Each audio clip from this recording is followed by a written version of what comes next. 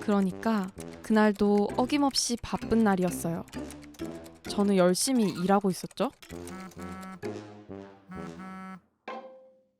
처음엔 대수롭지 않게 끊었는데 또? 제발 이제 그만 좀 해! 결국 밤 9시까지 온 전화.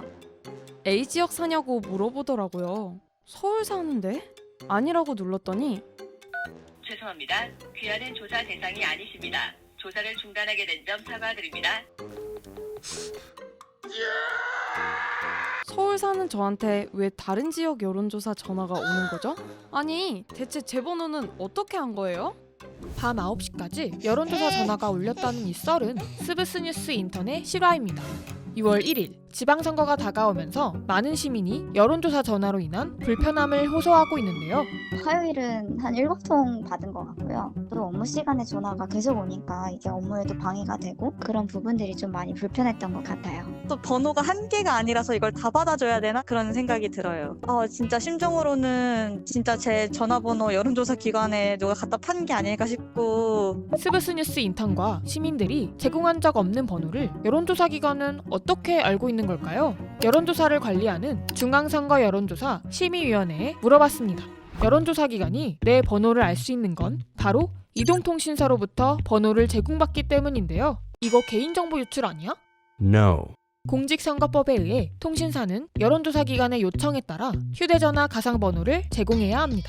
그러니까 어떤 조사업체가 서울 영등포구 여론조사를 진행할 때 영등포구 인구 구성을 반영하여 휴대전화 가상번호를 이동통신사에 요구하면 받을 수 있는 거죠. 물론 관할 선거여론조사 심의위원회를 통해 검토받아야 하고 여론조사 기관만 번호를 쓸 수 있습니다.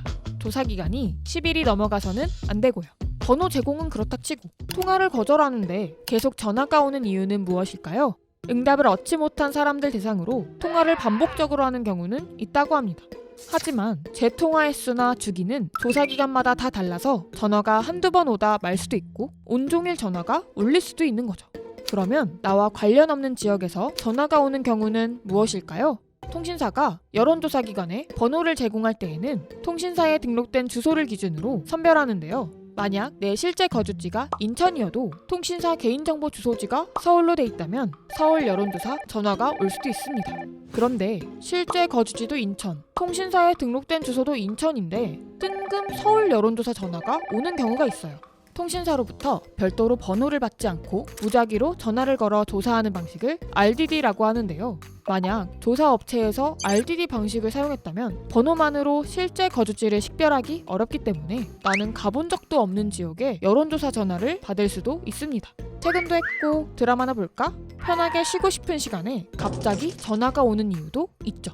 여론조사 업체가 전화를 걸 수 있는 시간은 아침 7시부터 밤 10시까지만 법으로 정해져 있어요. 그러니 누군가는 잠에서 덜 깬 아침 7시 10분에 누군가는 푹 쉬고 싶은 밤 9시 30분에 전화벨이 울리는 거죠. 아니 이건 좀... 암튼 여론조사에 시달렸던 스브스뉴스 인턴의 경우 전화를 받지 않으면 받을 때까지 1시간마다 전화를 거는 여론조사에 진심인 업체에서 조사를 진행했을 가능성이 있는 거죠. 한편 SNS나 커뮤니티에서 이번 지방선거 전화량이 역대급이라는 반응도 나오고 있어요. 얼마 전에도 선거가 있었잖아요. 그냥 전화 자체가 별로 안 왔던 것 같거든요. 그냥 전화가 울리면 여론조사 전화겠구나 싶을 정도로 진짜 많이 오는 것 같아요. 정말 이번 지방선거 여론조사 전화량이 늘었을까요? 여시민은 이번 지방선거 여론조사 건수 추세 자체는 지난 지방선거와 비슷한 수준이라 답했습니다. 다만 올해 대통령 선거와 지방선거가 연이어 치러지고 있고 여론조사가 짧은 시간에 집중되고 있어 전화량이 는 것처럼 느낄 수 있다고 전했어요. 잦은 여론조사 전화로 인해 스트레스를 받은 사람들은 전화번호 제공을 거부하는 등 차단 방법을 공유하고 있는데요. 여론조사 국민이 간접적으로나마 정치적 의사를 표현할 수 있고 선거가 다가온다는 알림 역할도 하죠. 그러나 많은 사람이 조사 방식에 여러 불편함을 느끼고 있는 것도 사실입니다. 다음 선거 여론조사 때는 이러한 불편함이 개선되면 좋겠네요. 아참, 곧 다가오는 지방선거 투표하는 것도 잊지 마시고요. 이번 영상을 만든 PD가 추천하는 영상도 보고 가세요.